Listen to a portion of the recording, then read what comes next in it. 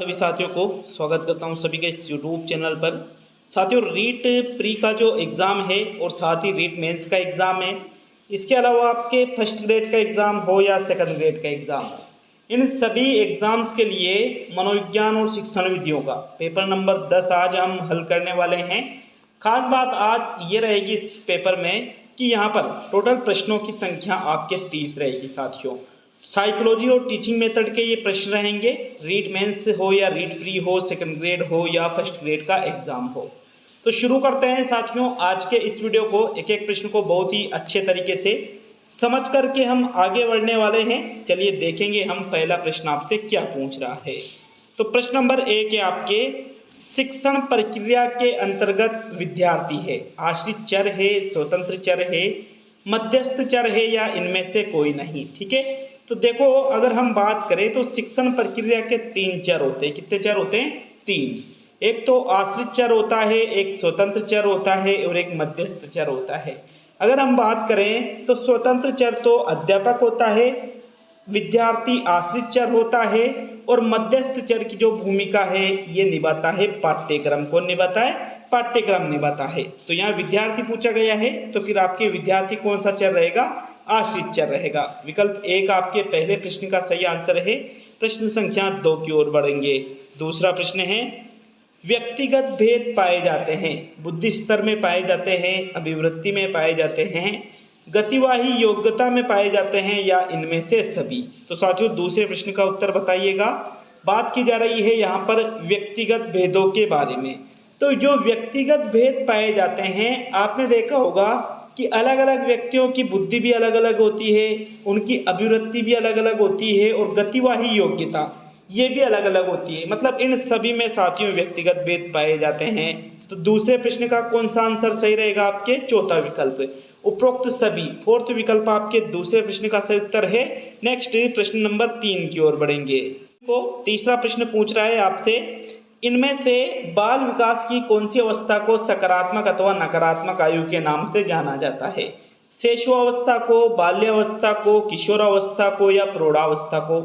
साथियों आपको विदित होगा कि जो study with PN Lodha application उपलब्ध है प्ले स्टोर पर, वहां पर आपके रीट पात्रता परीक्षा का कोर्स लॉन्च किया गया है। रीट में लेवल 1 के लिए और लेवल 2 के लिए पात्रता परीक्षा का ये कोर्स है, जिसकी फीस मात्र 1 महीने का जो रिचार्ज होता है उससे भी कम रखी गई है और वैधता इसकी 1 वर्ष की रखी गई है। तो अगर आप या आपके कोई मिलने वाले रीट पात्रता की जो परीक्षा है इसकी तैयारी कर रहे हैं तो उनको कोर्स से जरूर अवगत कराएं।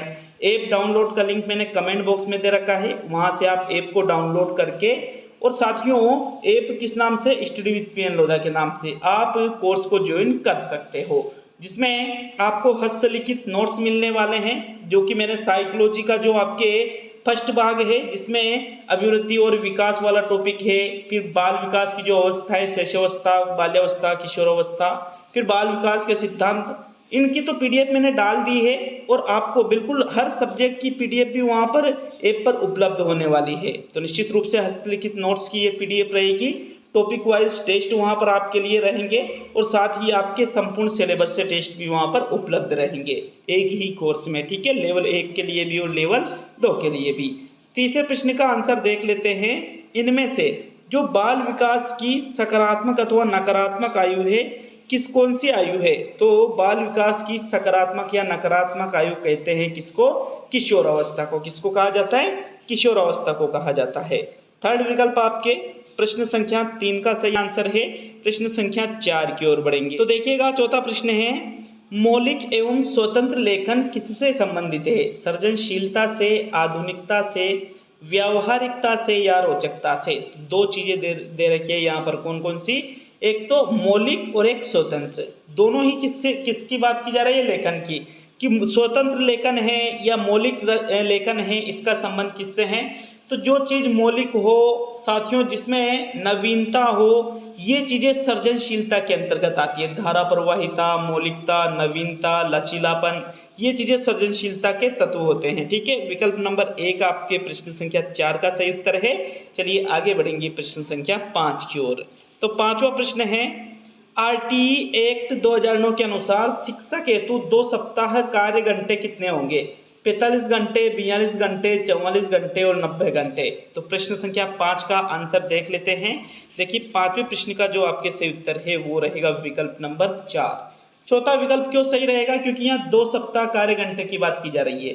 प्रति सप्ताह कार्य घंटे 45 घंटे हैं, तो एक सप्ताह में 45 घंटे, तो 2 सप्ताह में 90 घंटे। इस प्रकार से भी आपके एग्जाम में प्रश्न पूछा जा सकता है। अपन तो सप्ताह देखते ही 45 घंटे कर देते हैं, लेकिन इस प्रकार से भी आपके एग्जाम में प्रश्न को घुमाया जा सकता है साथियों। तो प्रश्न को बहुत ही अच्छे से पढ़ना है जब भी आपका एग्जाम होता है। प्रश्न संख्या 5 में चौथा ही विकल्प सही है। चलिए आगे बढ़ेंगे 6ठे प्रश्न की ओर। प्रश्न नंबर 6 है, किसने कहा कि बालकों को कम से कम बताना चाहिए और उन्हें अधिक से अधिक स्वयं खोजने के लिए प्रेरित करना चाहिए?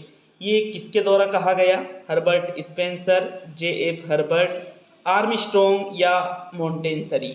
तो ये जो कथन है कि भाई बालकों को कम से कम बताना चाहिए और अधिक से अधिक स्वयं खोजने के लिए प्रेरित करना चाहिए, एक तरह से खोज विधि पर आधारित ये कथन है। और ये कथन कहा गया है हर्बर्ट स्पेंसर के द्वारा। किसके द्वारा कहा गया है? हर्बर्ट स्पेंसर के द्वारा। जबकि खोज विधि तो किसने दी थी? आर्मस्ट्रॉन्ग ने। ये आपको याद होना चाहिए, ठीक है। प्रश्न नंबर 6 में आपके पहला विकल्प आंसर होगा। नेक्स्ट प्रश्न संख्या 7 की ओर बढ़ेंगे। तो 7वां प्रश्न पूछ रहा है, बहिर्मुखी विद्यार्थी अंतर्मुखी विद्यार्थी से किस विशेषता के आधार पर भिन्न होता है? पहला है मजबूत भावनाएं, पसंदगी एवं नापसंदगी। दूसरा है मन ही मन परेशान होने की अपेक्षा अपनी भावनाओं को अभिव्यक्त करता है। तीसरा है अपने बौद्धिक कार्यों में डूबा रहता है। और चौथा है बोलने की अपेक्षा लिखने में बेहतर। तो प्रश्न को समझना, बहिर्मुखी जो विद्यार्थी है इसकी बात की जा रही है, अंतर्मुखी की बात नहीं की जा रही है। बहिर्मुखी विद्यार्थी अंतर्मुखी विद्यार्थी से किस विशेषता के आधार पर भिन्न होता है? तो एक बहिर्मुखी विद्यार्थी जो होता है ये साथियों कोई भी चीज होने पर मन ही मन ये परेशान नहीं होता है, बल्कि अपनी भावनाओं को वो मन ही मन परेशान होने की अपेक्षा अपनी भावनाओं को अभिव्यक्त कर देता है, क्योंकि वो बहिर्मुखी है। तो 7वें प्रश्न का विकल्प नंबर 2 आपके सही आंसर है। नेक्स्ट प्रश्न संख्या 8 की ओर बढ़ेंगे। साथियों प्रश्न नंबर 8 है, क्रियात्मक अनुसंधान में स्टीफन एम कोरे का नाम सुना होगा। साइकोलॉजी के क्षेत्र में क्रियात्मक अनुसंधान जरूर पढ़ा होगा आपने। क्रियात्मक उपकल्पनाओं का निर्माण समस्याओं के कारणों पर आधारित है। क्रियात्मक उपकल्पनाओं का निर्माण किसी तर्क युक्त विवेक पर आधारित है। क्रियात्मक उपकल्पनाओं का निर्माण इस प्रकार किया जाता है ताकि उनका सांख्यिकीय सत्यापन किया जा सके। और क्रियात्मक उपकल्पनाओं का निर्माण नहीं किया जाता। तो क्रियात्मक अनुसंधान में इनमें से क्या किया जाता है, क्या नहीं किया जाता है, ये देखिएगा प्रश्न संख्या 8 में। तो ये चौथा विकल्प कह रहा है कि क्रियात्मक अनुसंधान में क्रियात्मक उपकल्पनाओं का निर्माण नहीं किया जाता है। ये तो पूर्णतः गलत है, क्योंकि क्रियात्मक अनुसंधान में साथियों क्रियात्मक उपकल्पनाओं का निर्माण किया जाता है। और अगर हम देखें तो क्रियात्मक अनुसंधान में जो क्रियात्मक उपकल्पनाएं होती है इनका निर्माण समस्याओं के कारणों पर आधारित होता है। किस पर आधारित होता है? समस्याओं के कारणों पर, ठीक है। विकल्प नंबर 1 आपके 8वें प्रश्न का सही उत्तर है। नेक्स्ट प्रश्न संख्या 9 की ओर बढ़ेंगे। तो 9वां प्रश्न है, आईसीटी द्वारा शिक्षा प्रभावित होती है धार्मिक भावना से, सामाजिक स्थिति से, कंप्यूटर प्रोसेसर की स्पीड से और कंप्यूटर शिक्षण कौशल प्रोग्राम तथा कंप्यूटर से। तो आईसीटी का नाम सुना होगा, इंफॉर्मेशन एंड कम्युनिकेशन टेक्नोलॉजी, संचार एवं सूचना तकनीकी। साथियों इसके द्वारा जो शिक्षा प्रभावित होती है आईसीटी द्वारा वो है कंप्यूटर शिक्षण कौशल प्रोग्राम तथा कंप्यूटर से। 4th विकल्प आपके 9वें प्रश्न का सही उत्तर है। चलिए आगे बढ़ेंगे प्रश्न संख्या 10 की ओर। तो 10वां प्रश्न है, इड इदम परम, यहाँ पर थोड़ी टाइपिंग मिस्टेक है। इड या फिर ईगो और सुपर ईगो, या इदम अहम और परम अहम, इस प्रकार से ये शब्द होने चाहिए थे, लेकिन थोड़ी टाइपिंग मिस्टेक हुई है। ये जो अवधारणा है ये संबंधित है किससे? पावलोव से, थॉर्नडाइक से, फ्रायड से या स्किनर से। भाई ऐसा है, इंग्लिश में बोले तो इड, ईगो और सुपर ईगो, ठीक है। और हिंदी में बोले तो इदम अहम परम अहम। इस प्रकार ये चीज़ें जो दी गई है ये किसके द्वारा दी गई है? तो ये जो मनोविश्लेषणवाद का जो सिद्धांत है सिगमंड फ्रायड ने दिया था। साथियों इस मनोविश्लेषणवाद के सिद्धांत में ही सिगमंड फ्रायड ने ये चीजें बताई थी। तो आपकी जो तीसरा विकल्प है प्रश्न संख्या 10 का सही आंसर है। नेक्स्ट आगे बढ़ते हैं प्रश्न संख्या 11 की ओर। 11वां प्रश्न पूछ रहा है आपसे, निम्न में से कौन सी विशेषता परिपक्वता को अधिगम से अलग करती है? पहला है यह एक स्वाभाविक प्रक्रिया है, दूसरा है यह अभ्यास पर निर्भर करती है, तीसरा है यह प्रेरकों पर निर्भर करती है और चौथा है ये जीवन पर्यंत चलने वाली प्रक्रिया है। तो प्रश्न को अगर आप सही से पढ़ोगे समझोगे बड़ी आसानी से उत्तर इसका निकाल सकते हो। साथियों प्रश्न ये पूछ रहा है कि वो विशेषता इनमें से आपको देखनी है जो परिपक्वता को किससे कर रही है अलग, अधिगम से। तो परिपक्वता अभ्यास पर निर्भर नहीं करती, ना ही प्रेरकों पर, ना ही ये जीवन पर्यंत चलती है, बल्कि परिपक्वता तो है, मेच्योरिटी तो क्या है, एक स्वाभाविक प्रक्रिया है साथियों। पहला विकल्प आपके प्रश्न संख्या 11 का सही आंसर है। नेक्स्ट आगे बढ़ेंगे प्रश्न संख्या 12 की ओर। तो चलिए 12वां प्रश्न देख लेते हैं। निम्न में से कौन सी वस्तुनिष्ठ प्रकार के परीक्षण की विशेषता है? देखिएगा, पहला विकल्प है मितव्ययी, दूसरा है व्यक्तिनिष्ठता, तीसरा है उच्च स्तरीय विश्वसनीयता और चौथा है अल्प विषय वस्तु व्यापकता। तो जो वस्तुनिष्ठ प्रकार के परीक्षण की विशेषता है, अब उस विशेषता का चयन आपको प्रश्न संख्या 12 में करना है। तो मित्रों, वस्तुनिष्ठ प्रकार का जो परीक्षण बनाया जाता है इसमें अल्प विषय वस्तु नहीं होती है, बल्कि इसमें तो खूब सारी चीज़ें होती है। ये व्यक्तिनिष्ठ नहीं होता है, मितव्ययी भी नहीं होता है ये, बल्कि अगर हम बात करें तो वस्तुनिष्ठ प्रकार के परीक्षण की विशेषता इनमें से कहाँ दे रखी है? तीसरे विकल्प में, उच्च स्तरीय विश्वसनीयता, जो ऑब्जेक्टिव टाइप के क्वेश्चन होते हैं उनमें पाई जाती है। तो थर्ड विकल्प 12वें प्रश्न का आंसर है। प्रश्न संख्या 13 की ओर बढ़ेंगे। 13वां प्रश्न है, दल या गैंग का सदस्य होने से सामाजिकरण उत्तर बाल्यावस्था में बेहतर होता है। निम्न में से कौन सा कथन इस विचार के विपरीत है? पहला है वयस्कों पर निर्भर न होकर सीखता है, दूसरा है जिम्मेदारियों को निभाना सीखता है, तीसरा है अपने समूह के प्रति वफादार होना सीखता है और चौथा है छोटी छोटी बातों पर झगड़ा करते हुए अपने गैंग के सदस्यों से लड़ाई मोल लेता है। तो इनमें से देखो, एक कथन ऊपर कहा गया है कि दल या गैंग मतलब जो ग्रुप होता है इसका सदस्य होने पर सामाजिकरण जो है उत्तर बाल्यावस्था की बात की जा रही है, मतलब बालक 10-11 या 11-12 साल का होने वाला है। ठीक है, तो इसमें जो ये जो कथन है इसके विपरीत क्या है? तो विपरीत है कि छोटी छोटी बातों पर झगड़ा करते हुए अपने गैंग के सदस्यों से लड़ाई मोल लेता है। तो फिर लड़ाई मोल ले रहा है तो सामाजिकरण कैसे होगा? नहीं हो सकता। इस वजह से फोर्थ विकल्प आपके 13वें प्रश्न का सही आंसर है। नेक्स्ट बढ़ेंगे प्रश्न संख्या 14 की तरफ। 14वां प्रश्न है, खिलौने की आयु कहा जाता है किसको? पूर्व बाल्यावस्था को, उत्तर बाल्यावस्था को, शैशवावस्था को या इनमें से सभी को? तो साथियों, खिलौने की आयु, टॉयस एज की बात की जा रही है। खिलौने की आयु इनमें से किसको कहते हैं? जो पूर्व बाल्यावस्था होती है, या हम इसको उत्तर शैशवावस्था के नाम से भी जानते हैं। किस नाम से? उत्तर शैशवावस्था के दो या पूर्व बाल्यावस्था के दो, बात एक ही है। इसी को कहा जाता है टॉयस एज, खिलौने की आयु। तो विकल्प नंबर 1 आपके 14वें प्रश्न का सही आंसर है। प्रश्न संख्या 15 को देख लेते हैं। देखिएगा 15वें प्रश्न को, परियोजना कार्य महत्वपूर्ण होता है क्योंकि? क्यों महत्वपूर्ण होता है परियोजना कार्य? प्रोजेक्ट वर्क की बात की जा रही है यहाँ पर। ठीक है, यह शिक्षकों को रचनात्मक बनाता है, यह छात्रों को करके सीखने का अवसर प्रदान करता है, यह छात्रों को रचनात्मक बनाता है और अध्यापक उचित मार्गदर्शन प्रदान करता है। अब देखो भाई, चारों ही ऑप्शन गलत तो कोई सा भी ऑप्शन नहीं है, लेकिन अब सर्वश्रेष्ठ ऑप्शन का आपको प्रश्न संख्या 15 में चयन करना है।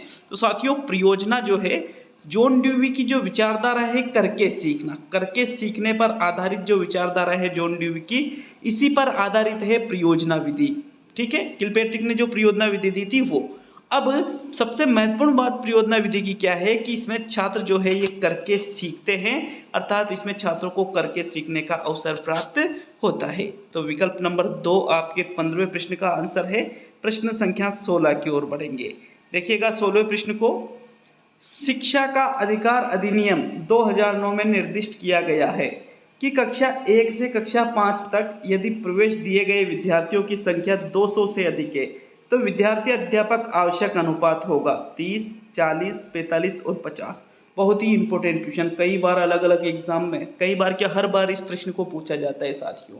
नॉर्मली अगर ये पूछ ले कि कक्षा 1 से 5 तक RT 2009 क्या कहती है, 1 से 5 तक छात्र और शिक्षक अनुपात कितना रहता है? 30:1, मतलब 30 अध्यापकों पर 1 छात्र की नियुक्ति होगी।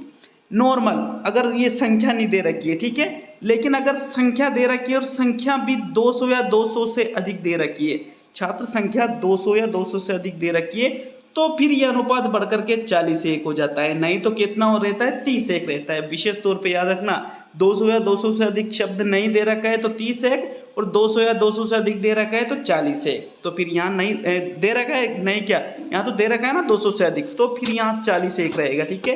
विकल्प नंबर 2 आपके 16वें प्रश्न का सही आंसर है। 40 छात्रों पर 1 अध्यापक की नियुक्ति होगी इसी जगह पर।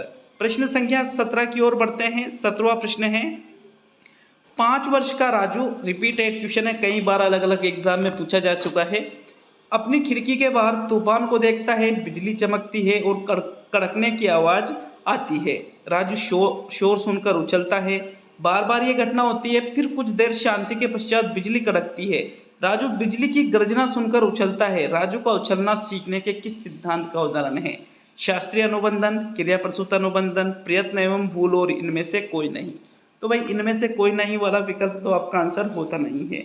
17वें प्रश्न की अगर हम बात करें तो इस प्रकार की जो चीजें होती है साथियों, ये किसके अंतर्गत आती है? शास्त्रीय अनुबंधन के अंतर्गत आती है। जो किसने दिया था?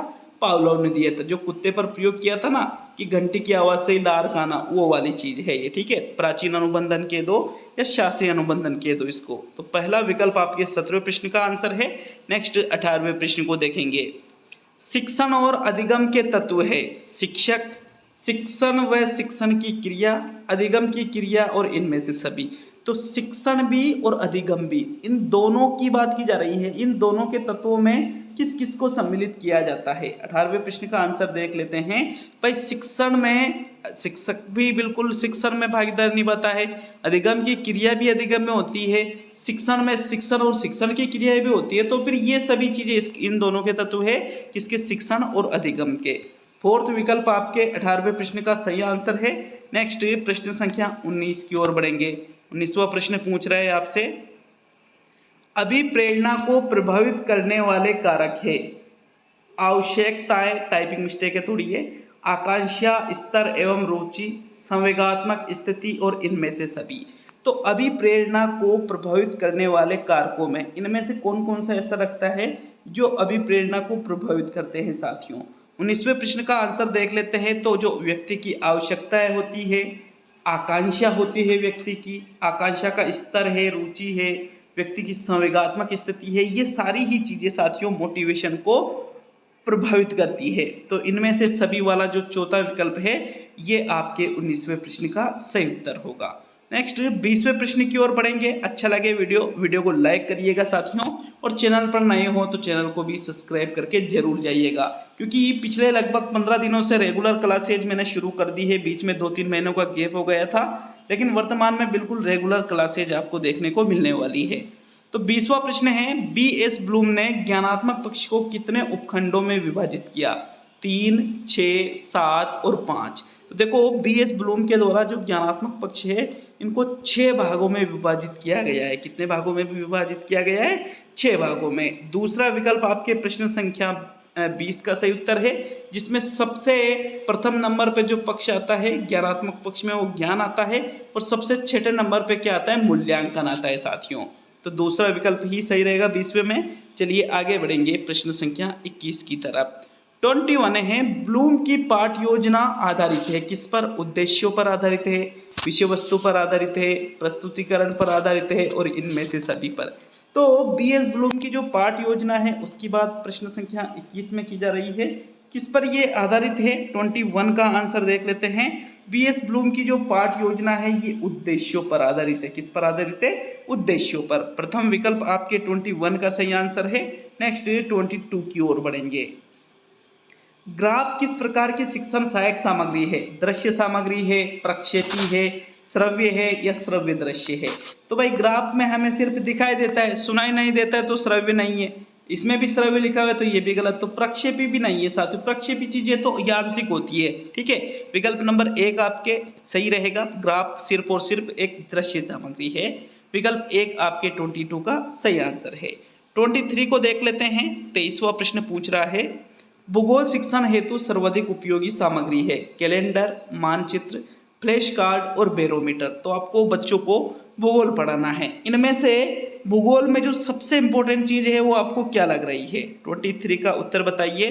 तो भाई देखो, कैलेंडर, फ्लैश कार्ड, बैरोमीटर, इन चीजों से भूगोल में कई ज्यादा काम आता है मानचित्र, जो नक्शा होता है, मैप होता है, ये सर्वाधिक काम आता है भूगोल में। चाहे भूगोल में कोई भी चीज पढ़े, झीलें पढ़ रहे हो आप, नदियां पढ़ रहे हो, या फिर अन्य मरुस्थल पढ़ रहे हो, या फिर अन्य कोई भी जो पहाड़ वगैरह है, कोई भी चीज पढ़ रहे हो, तो मानचित्र के माध्यम से आप बड़ी आसानी से बच्चों को सिखा सकते हो। दूसरा विकल्प आपके 23 का सही आंसर है। चलिए 24 की तरफ बढ़ेंगे। 24वां प्रश्न है आपके, परियोजना कार्य महत्वपूर्ण क्यों है? ये तो क्वेश्चन रिपीट हुआ है भाई, ठीक है, इसके लिए माफी चाहता हूँ।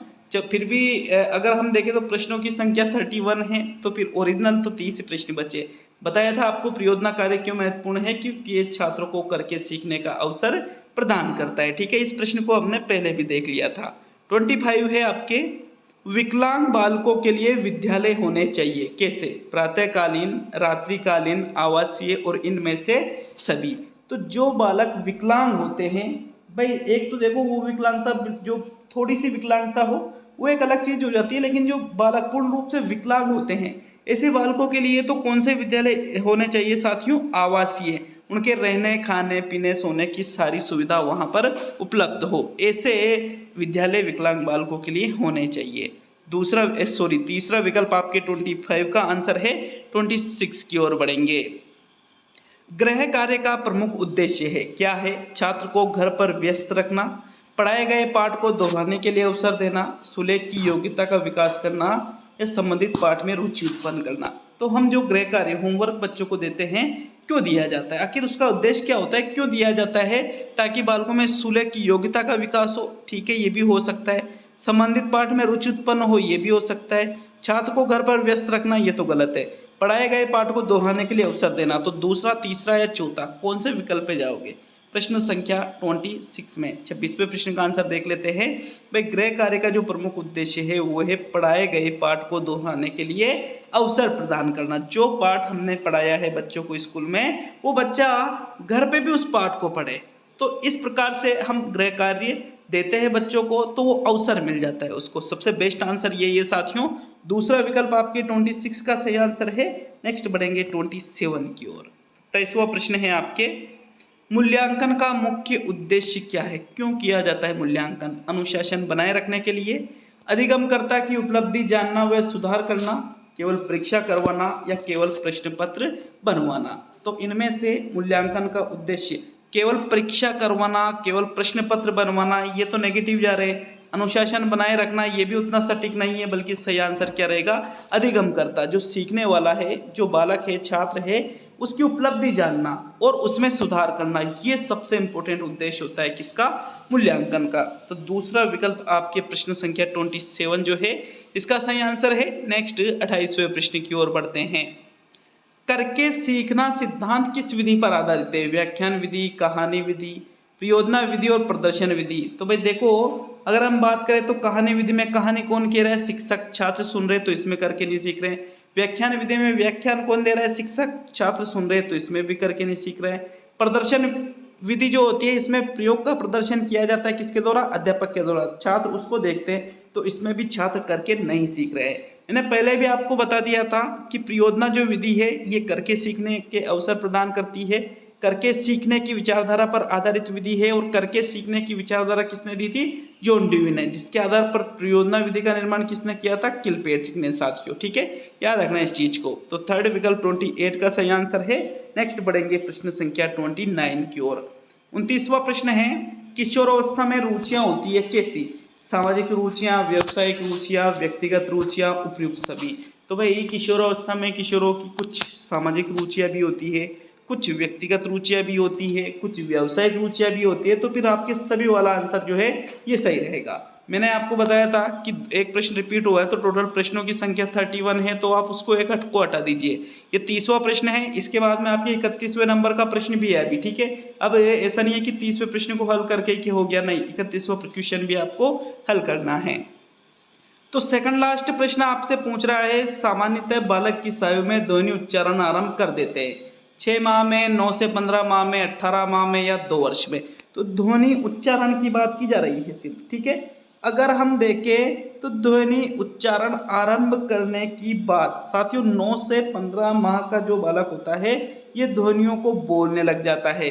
तो दूसरा विकल्प आपके 30वें प्रश्न का सही आंसर है। अब आज का अंतिम अथवा आज का 31वां जो प्रश्न है उसको देख लेते हैं। 31, स्मृति स्तर एवं बोध स्तर के शिक्षण प्रतिमान की संरचना में कौन सा सोपान उभयनिष्ठ है? अन्वेषण, सामान्यीकरण, तैयारी या प्रस्तुतिकरण? 31वें प्रश्न का आंसर बताना है आपको। मैंने आपको पहले ही बता दिया कि जो स्टडी विद पेनलोदा एप्लीकेशन है साथियों, ऐप डाउनलोड का लिंक मैंने कमेंट बॉक्स में दे रखा है। निश्चित रूप से प्रथम जो 200 सीटें हैं इन पे तो गारंटी दी जा रही है साथियों पात्रता परीक्षा उत्तीर्ण कराने की।